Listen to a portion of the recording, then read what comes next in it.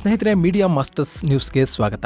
ಗೆಳೆಯರೆ, ಜೂನ್ ಮುಗಿದಿದೆ, ಮುಂಗಾರು ಕಾಲಿಟ್ಟು 1 ತಿಂಗಳು ಕಳೆದಿದೆ. ಈ ಬಾರಿ ರಾಜ್ಯದ ಕೆಲ ಭಾಗಗಳಲ್ಲಿ ಮುಂಗಾರಿನ ಅಬ್ಬರ ಹೆಚ್ಚಾಗಿದ್ರೆ ಮತ್ತು ಕೆಲ ಭಾಗಗಳಲ್ಲಿ ಮಳೆ ಕಣ್ಣಾಮುಚ್ಚಲೆ ಆಡ್ತಾ ಇದೆ. ಮೈಸೂರು, ಕೊಡಗು, ಹಾಸನ, ಚಿಕ್ಕಮಗಳೂರು ಸೇರಿದ ಹಾಗೆ ಕೆಲ ಜಿಲ್ಲೆಗಳು ಉತ್ತಮ ಮಳೆ ಕಾಣ್ತಾ ಇದ್ರೆ, ಉತ್ತರ ಕರ್ನಾಟಕದ ಜಿಲ್ಲೆಗಳು ಸೇರಿದ ಹಾಗೆ ಬೆಂಗಳೂರು ಗ್ರಾಮಾಂತರ, ಕೋಲಾರ, ಚಿಕ್ಕಬಳ್ಳಾಪುರ ಭಾಗದಲ್ಲಿ ಮಳೆ ಕಡಿಮೆ ಆಗಿದೆ. ಮತ್ತೊಂದು ಕಡೆ ಗುಜರಾತ್, ಉತ್ತರಾಖಂಡ್ ಸೇರಿದ ಹಾಗೆ ಉತ್ತರ ಭಾರತದಲ್ಲಿ ವರುಣನ ಅಬ್ಬರ ಹೆಚ್ಚಾಗಿದ್ರೆ, ಹಿಮಾಚಲ ಪ್ರದೇಶದಲ್ಲಿ ಮಳೆಯ ಕೊರತೆ ಕಾಣ್ತಾ ಇದೆ. ಈ ಬಾರಿಯ ಮಳೆ ತಜ್ಞರ ಲೆಕ್ಕಾಚಾರಗಳನ್ನ ತಲೆಗಳಿಗೂ ಮಾಡ್ತಾ ಇದ್ದು ಸಾಕಷ್ಟು ಅನಾಹುತಗಳಿಗೂ ಕೂಡ ಕಾರಣ ಆಗ್ತಾ ಇದೆ. ಹಾಗಾದ್ರೆ ರಾಜ್ಯದಲ್ಲಿ ಮಳೆಯ ಅಬ್ಬರ ಹೇಗಿದೆ, ಯಾವೆಲ್ಲ ಡ್ಯಾಂಗಳು ತುಂಬುವ ಹಂತಕ್ಕೆ ಬಂದಿವೆ ಅನ್ನೋದ್ರ ಬಗ್ಗೆ ಒಂದಷ್ಟು ಮಾಹಿತಿಯನ್ನ ನಾವಿಲ್ಲಿ ನೋಡೋಣ.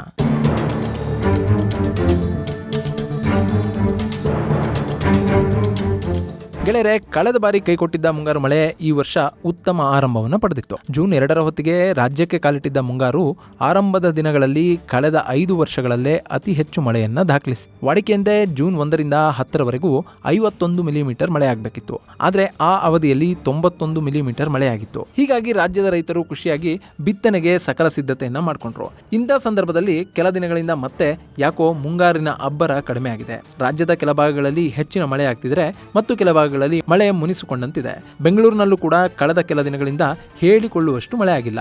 ಉತ್ತರ ಕರ್ನಾಟಕದ ಭಾಗದಲ್ಲಿ ರೈತರು ಮಳೆಗಾಗಿ ಕಾಯುವ ಪರಿಸ್ಥಿತಿ ಎದುರಾಗಿದೆ. ಇನ್ನು ಕಲ್ಯಾಣ ಕರ್ನಾಟಕದ ಭಾಗದ ರೈತರು ಬಿತ್ತನೆಗೆ ಸಿದ್ಧ ಮಾಡ್ಕೊಂಡಿದ್ದಾರೆ. ಆದ್ರೆ ಮಳೆ ನಿಧಾನ ಆಗ್ತಿರೋದ್ರಿಂದ ಬಿತ್ತನೆ ಕಾರ್ಯ ಕೂಡ ನಿರೀಕ್ಷಿತ ಮಟ್ಟದಲ್ಲಿ ಆಗ್ತಾ ಇಲ್ಲ. ಇನ್ನು ರಾಮನಗರ, ಬೆಂಗಳೂರು ಗ್ರಾಮಾಂತರ, ಕೋಲಾರ, ಚಿಕ್ಕಬಳ್ಳಾಪುರ, ಚಿತ್ರದುರ್ಗದಲ್ಲೂ ಕೂಡ ಮಳೆ ಕೈಕೊಟ್ಟಿದೆ. ಇಂತಹ ಸಾಕಷ್ಟು ಉದಾಹರಣೆಗಳು ನಮಗೆ ಸಿಗ್ತಾ ಇವೆ.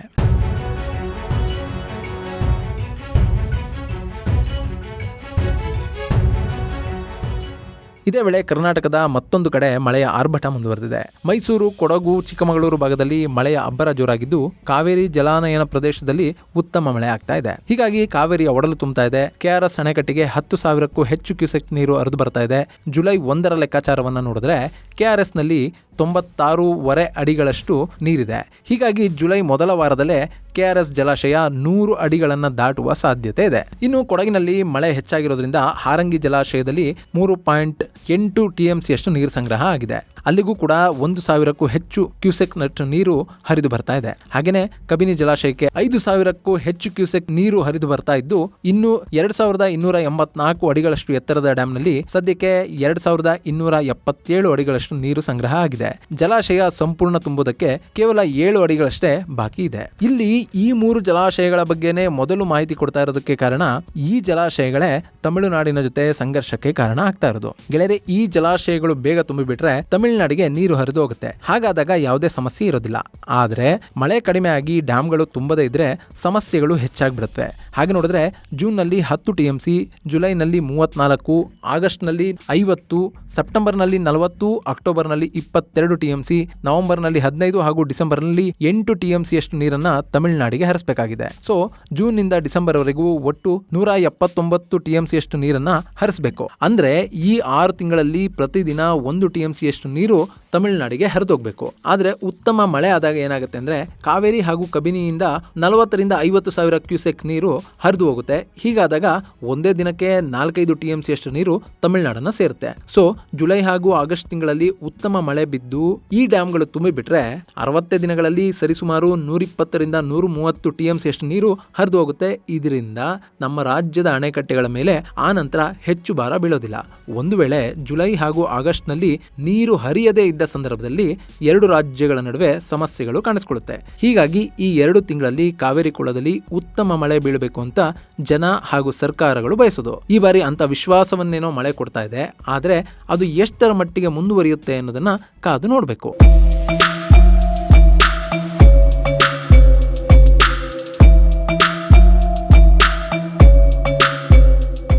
ಇನ್ನು ತುಂಗಭದ್ರಾ ಜಲಾಶಯಕ್ಕೂ ಉತ್ತಮ ಒಳಹರಿವಿದೆ. ಚಿಕ್ಕಮಗಳೂರು ಹಾಗೂ ಶಿವಮೊಗ್ಗ ಜಿಲ್ಲೆಯ ಕೆಲ ಭಾಗಗಳಲ್ಲಿ ಉತ್ತಮ ಮಳೆ ಆಗ್ತಾ ಇರೋದ್ರಿಂದ ತುಂಗಾ ನದಿಯಲ್ಲಿ ನೀರು ಹೆಚ್ಚಾಗ್ತಾ ಇದೆ. ಇದರಿಂದ ತುಂಗಭದ್ರಾ ಜಲಾಶಯಕ್ಕೆ ಹರಿದು ಬರ್ತಾ ಇರುವಂತಹ ನೀರಿನ ಪ್ರಮಾಣ ಕೂಡ ಹೆಚ್ಚಾಗಿದೆ. ಜುಲೈ 1ರ ಲೆಕ್ಕಾಚಾರವನ್ನು ನೋಡಿದ್ರೆ ಒಂದೇ ದಿನದಲ್ಲಿ ತುಂಗಭದ್ರಾ ಜಲಾಶಯಕ್ಕೆ 1 TMC ಅಷ್ಟು ನೀರು ಹರಿದು ಬಂದಿದೆ. ಇನ್ನು ಆಲಮಟ್ಟಿ ಜಲಾಶಯಕ್ಕೆ 8,000 ಕ್ಯೂಸೆಕ್ ನಷ್ಟು ನೀರು ಹರಿದು ಬರ್ತಾ ಇದ್ರೆ, ಲಿಂಗನಮಕ್ಕಿಗೆ 9,000 ಕ್ಯೂಸೆಕ್ ನಷ್ಟು ಒಳ ಹರಿವಿದೆ. ಇನ್ನು ಬೆಳಗಾವಿ ಜಿಲ್ಲೆಯಾದ್ಯಂತ ಧಾರಾಕಾರ ಮಳೆ ಆಗ್ತಿದ್ದು, ಅಲ್ಲೂ ಕೂಡ ಜನಜೀವನ ಅಸ್ತವ್ಯಸ್ತ ಸಾಗಿದೆ. ಅಲ್ಲಿನ ನದಿ ತೊರೆಗಳೆಲ್ಲ ತುಂಬಿ ಹರಿತಾ ಇದ್ದು ಮಳೆಯ ಅಬ್ಬರ ಹೆಚ್ಚಾಗಿ ಕಾಣ್ತಾ ಇದೆ. ಸ್ನೇಹಿತರೆ, ಇದು ಮಳೆಯ ಒಂದು ಮುಖವಾದ್ರೆ ಮತ್ತೊಂದು ಕಡೆ ಬೇರೆಯದ್ದೇ ಚಿತ್ರಣ ಕಾಣ್ತಾ ಇದೆ. ಹಲವು ಕಡೆಗಳಲ್ಲಿ ಜೂನ್ ನಲ್ಲಿ ವಾಡಿಕೆಗಿಂತಲೂ ಕೂಡ ಮುಂಗಾರು 36ರಷ್ಟು ಕಡಿಮೆ ಆಗಿದೆ ಅಂತ ಹೇಳಲಾಗ್ತಾ ಇದೆ. ವಾಡಿಕೆಯ ಪ್ರಕಾರ ಜೂನ್ ನಲ್ಲಿ ಸರಾಸರಿ 473 ಮಿಲಿಮೀಟರ್ ಮಳೆ ಆಗಬೇಕಾಗಿತ್ತು. ಆದ್ರೆ ಜೂನ್ 30ರವರೆಗೆ ಬಿದ್ದಿರೋದು 303 ಮಿಲಿಮೀಟರ್ ಮಾತ್ರ. ಇತ್ತ ಜೂನ್ ನ ಆರಂಭದಲ್ಲಿ ಬೆಂಗಳೂರಿನಲ್ಲಿದ್ದ ಮಳೆಯ ಆರ್ಭಟ ಕಳೆದ ಕೆಲವು ದಿನಗಳಿಂದ ಕಾಣಿಸ್ತಾ ಇಲ್ಲ. ಮಳೆ ಕಡಿಮೆಯಾಗಿ ಆಗಾಗ ಬಿಸಿಲು ಕೂಡ ಕಾಣಿಸ್ಕೊಳ್ತಾ ಇದೆ. ಇನ್ನು ಬೆಂಗಳೂರು ಗ್ರಾಮಾಂತರ, ಕೋಲಾರ, ಉತ್ತರ ಕರ್ನಾಟಕದ ಕತೆ ಕೂಡ ಇಂಥದ್ದೇ ಆಗಿದೆ. ಹೀಗೆ ಮಳೆ ಕಡಿಮೆ ಆಗ್ತಾ ಇರುವಂತ ಸಂದರ್ಭದಲ್ಲೇ ಈ ವಾರ ರಾಜ್ಯದಲ್ಲಿ ಮತ್ತೆ ಮುಂಗಾರು ಚುರುಕು ಕಾಣಲಿದೆ ಅಂತ ಹವಾಮಾನ ಇಲಾಖೆ ಮುನ್ಸೂಚನೆಯನ್ನ ಕೊಟ್ಟಿದೆ. ಕರಾವಳಿ ಜಿಲ್ಲೆಗಳು ಸೇರಿದ ಹಾಗೆ ಉತ್ತರ ಒಳನಾಡು ಹಾಗೂ ದಕ್ಷಿಣ ಒಳನಾಡಿನ ಎಲ್ಲಾ ಜಿಲ್ಲೆಗಳಲ್ಲಿ ಮಳೆ ಬೀಳಲಿದೆ ಅಂತ ಹವಾಮಾನ ಇಲಾಖೆ ತಿಳಿಸಿದೆ. ಈ ಪ್ರಕಾರ ದಕ್ಷಿಣ ಕನ್ನಡ, ಉಡುಪಿ, ಉತ್ತರ ಕನ್ನಡ, ಚಿಕ್ಕಮಗಳೂರು, ಶಿವಮೊಗ್ಗ ಹಾಗೂ ಕೊಡಗು ಜಿಲ್ಲೆಗಳಲ್ಲಿ ಭಾರೀ ಮಳೆಯಾಗಲಿದ್ದು ಇಲ್ಲೆಲ್ಲ ಯೆಲ್ಲೋ ಅಲರ್ಟ್ ಅನ್ನ ಘೋಷಣೆ ಮಾಡಲಾಗಿದೆ.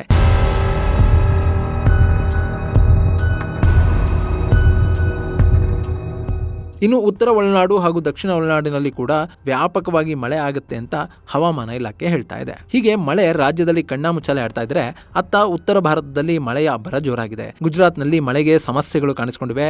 ಅಹಮದಾಬಾದ್ನ ರಸ್ತೆಗಳು ನೀರಿನಿಂದ ಆವೃತವಾಗಿದ್ದು ಕೆಲ ದಿನಗಳ ಹಿಂದೆ ಅಲ್ಲಿನ ರಸ್ತೆಗಳ ಮಧ್ಯೆ ದೊಡ್ಡ ದೊಡ್ಡ ಗುಂಡಿಗಳು ಬಿದ್ದಿದ್ವು. ಹೀಗಾಗಿ ಮಳೆ ನೀರೆಲ್ಲ ಅಲ್ಲಿಗೆ ಹರಿದು ಹೋಗ್ತಾ ಇತ್ತು.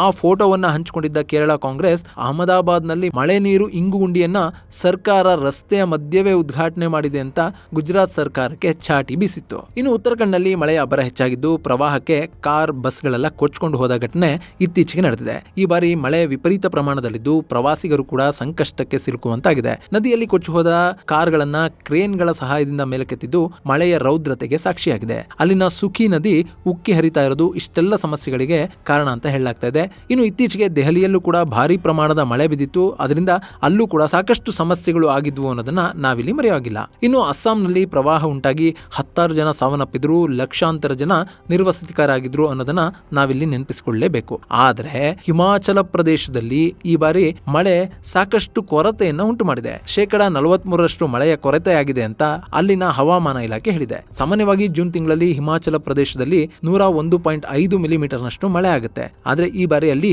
ಕೇವಲ 51 ಮಿಲಿಮೀಟರ್ ಮಾತ್ರ ಮಳೆ ಆಗಿದೆ.